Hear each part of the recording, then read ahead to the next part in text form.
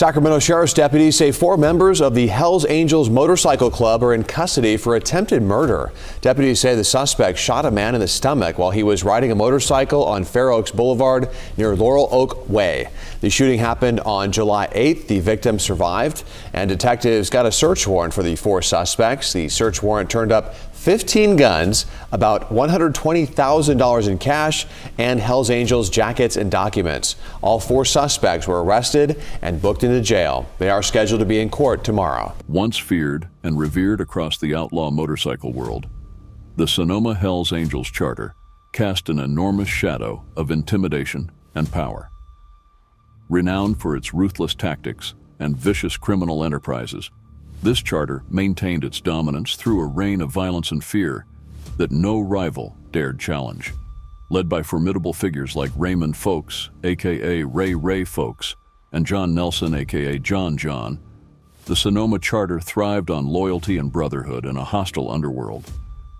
Despite the relentless efforts of law enforcement to dismantle them, the Hells Angels remained elusive, their cunning strategies outwitting every attempt to bring them down. However, amidst their numerous crimes, 2 grave offenses would return to haunt them. And now, this once dominant force is a far cry from what it used to be. This is the epic story of the rise and fall of the Sonoma Hells Angels Charter, a tale of loyalty, betrayal, and the heinous crimes that sealed their fates. The Hells Angels. Sonoma Charter, HASC, was one of the most notorious charters ever to exist in the history of the Hells Angels. Formed in the 1970s, they were involved in a litany of crimes that included murder, assault, robbery, extortion, witness intimidation, drug trafficking, weapons possession, and fraud, among other things. To become a full patch member of this charter, you will have to wait for at least a year before you are considered. And if you're picked, you must be willing to engage in violence anytime, any day, for the organization. Only after that will you earn the filthy few tag. With it, nobody gets to challenge you.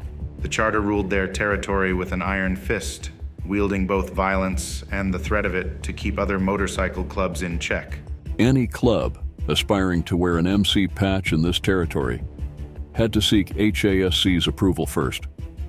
However, this granted permission came at a cost. The intending club had to pay dues, attend HASC's expensive events, and offer unwavering support whenever called upon.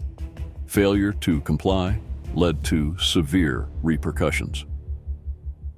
There was a time when the Ghost Warriors, a subsidiary motorcycle gang, were behind in their dues. The HASC summoned every one of the Ghost Warriors to the clubhouse and gave them the beating of their lives. The charter had a notorious reputation for using violence to punish anyone they deemed disrespectful, and that's not excluding members of the public. Rival outlaw motorcycle gangs were viewed as enemies, and it was expected that members would attack enemies right on sight. However, their reign wasn't built on violence alone. The Sonoma Hells Angels understood the importance of strategic alliances, forging close ties with other charters like the Fresno and Salem Hells Angels. They supported and admired each other, frequently visited each other, celebrated membership anniversaries together, and even engaged in multiple motorcycle rallies. During the early 2000s, the charter was headed by Raymond Foakes, popularly known as Ray. Like his charter, Ray was also known to be very aggressive. Before becoming president, Ray served as sergeant-at-arms, infamous for executing the charter's dirty work with ruthless efficiency.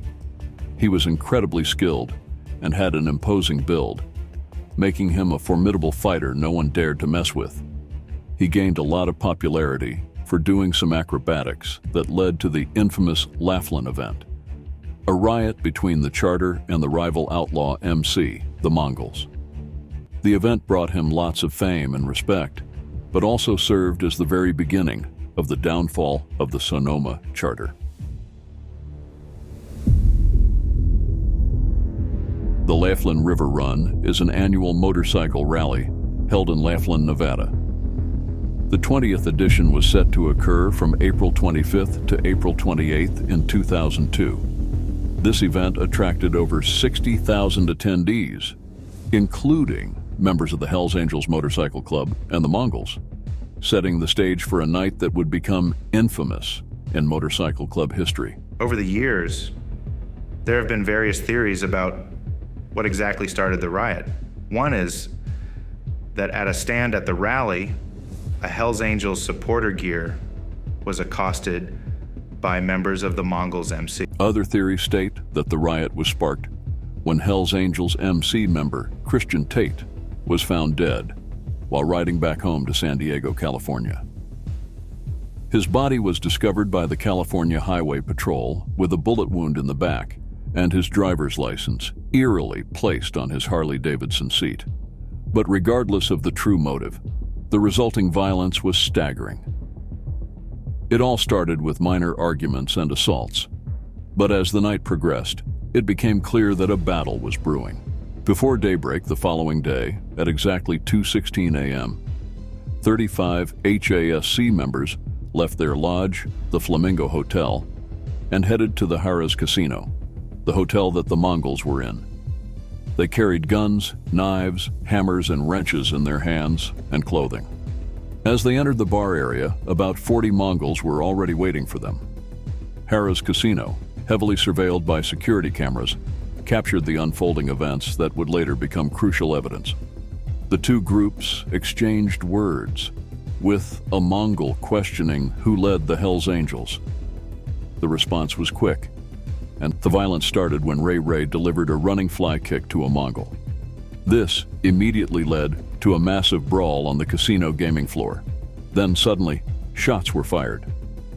It is believed that the first shot came from a Mongol member, but some others claimed it came from an undercover police officer. 3 people ended up getting killed, 2 from the Hassi and the other a Mongol member. Dozens of people were injured, and the rest were arrested, with over 50 knives and multiple guns, taken as evidence by the police. The arrests lead to jail time for a couple of members, not excluding Ray. He went on to serve a little over a year in prison. Even in prison, Ray continued to have significant status in the charter. He still called shots from the prison and received financial support from the HASC, all through his time behind bars. However, the Laughlin event was one of the only time that another gang was able to successfully stand up to the Sonoma Charter. The words got on the streets. Something was changing. Ray was replaced by John Nelson, popularly known as John. Although John was not as formidable as his predecessor, he too was a tough nut to crack and was also quite violent. For a while it seemed like the Sonoma Charter was back on track, but little did they know that the riot had exposed a crack in their armor, one that would only continue to widen. After serving his time, he was arrested again in July 2007 for mortgage fraud and was sentenced to jail in 2012 to 4.5 years behind bars. They say most men come out of prison reborn, but not Ray. This time, he had only one thing on his mind: revenge against the Hells Angels member, Troy Kahn, who slept with his wife while he was serving his time. Troy had gone against the unspoken code in the Hells Angels charter, and it was a personal grudge Ray couldn't let go of. Troy was invited to the clubhouse for a meeting where Ray confronted him. Before long, Ray and other members caught hold of Troy and gave him the beating of his life. For multiple hours, the Hask punched, kicked, hit him with a whip, and even a baseball bat. Ray grabbed a tattoo gun and carved a mark into the man's face. John was also present and struck Troy in the face with a pistol, fracturing his orbital bone. He was about to shoot the man dead, but the others stopped him. But Ray wasn't done yet. He sought retaliation in kind, so he stepped out and phoned the man's wife, Michelle, and asked her to come to the clubhouse to pick her husband up. The woman, who was concerned for her husband's safety, didn't waste any time to arrive. Ray then took her to a secluded area off on Bennett Valley Road and attacked and violently sexually assaulted her, threatening to hurt her and her husband if she didn't comply. Ray then drove the woman back to the clubhouse, leaving her in the vehicle. He went back to continue the assault on Troy while recounting what he did to Michelle. Troy was left almost dead with life-threatening injuries.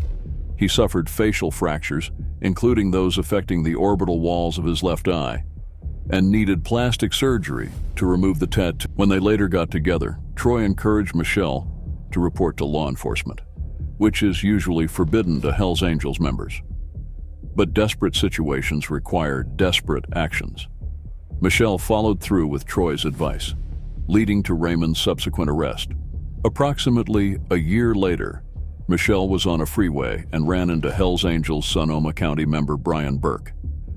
Brian formed his hand into the shape of a gun, pointing it at Michelle before directing it toward his own head.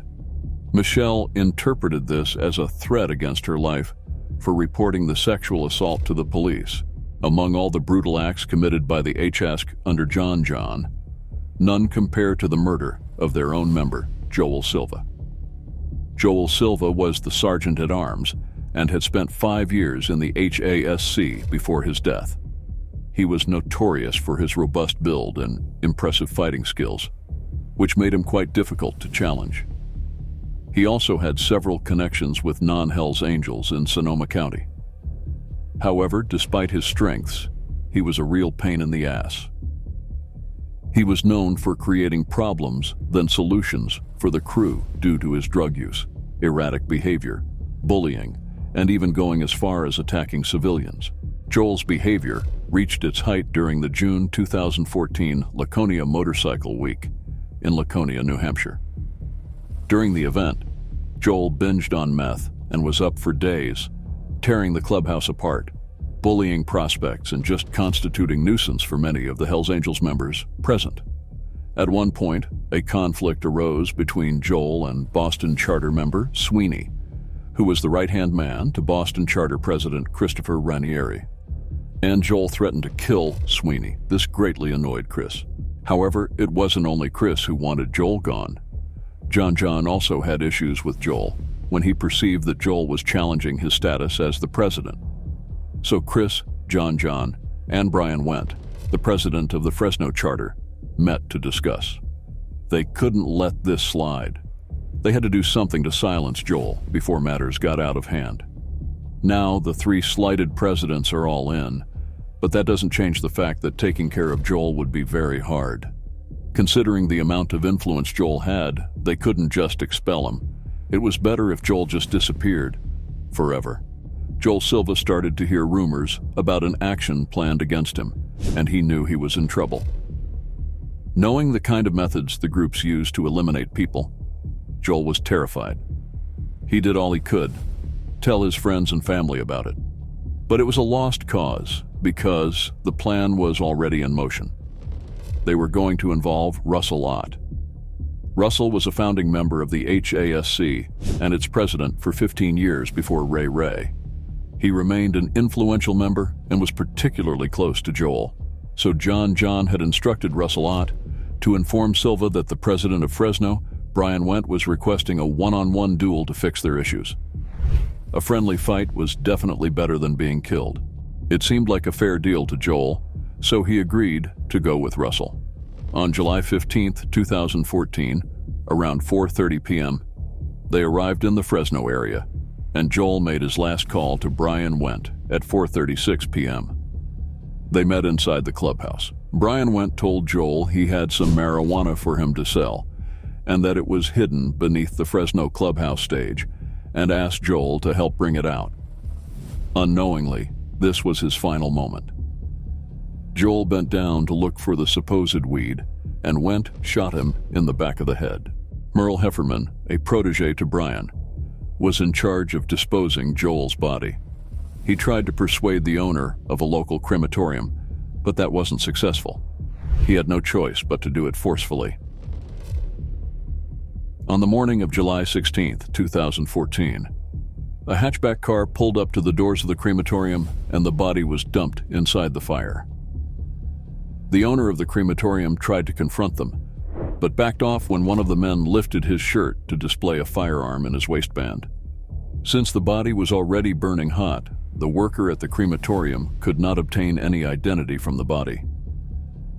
After Joel had been missing for some time, his family began reaching out to members of the Hells Angels, Sonoma County, desperately seeking information about his whereabouts. None of the Hells Angels approached Joel's family to assist in locating him. Instead, they shunned Joel's family members in public. Roughly 4 days after his disappearance, Joel was voted out of the Hells Angels, Sonoma County. And just like that, the charter thought they'd pulled off the perfect disappearing act. For a while, it really looked like they had, but life had other plans for them. On November 18th, 2017, in Santa Rosa, California, both state and federal agents swarmed multiple locations. One of these locations was the Wagon Wheel Saloon, a known hangout for the Hells Angels. 6 members of the Hells Angels Motorcycle Club were at the Wagon Wheel Saloon and were arrested. In total, 16 locations were raided simultaneously, and 11 Hells Angels members were charged in a new federal indictment. Russell Ott, John Nelson, and Brian Wendt were among those indicted in 2017 for conspiracy, which the DOJ said involved murder, drug dealing, assault, robbery, extortion, illegal possession of firearms, and obstruction of justice. The 3 of them were sentenced to life in June of 2022. Merle Hefferman was also sentenced to 4 years in prison for cremating Silva's body. Ray and Christopher Ranieri, the president of the Fresno Charter, were also found guilty of racketeering and other federal offenses, including murder, assault with a deadly weapon, and witness intimidation. They're currently awaiting sentencing and could face life imprisonment. The 3rd member, Brian Burke, was acquitted of witness intimidation. In this indictment, 54-year-old Ray Foakes faced a multitude of charges. 1 count of conspiracy to commit racketeering, which carries a life sentence on its own. Now, all that is left is a shadow of what it used to be.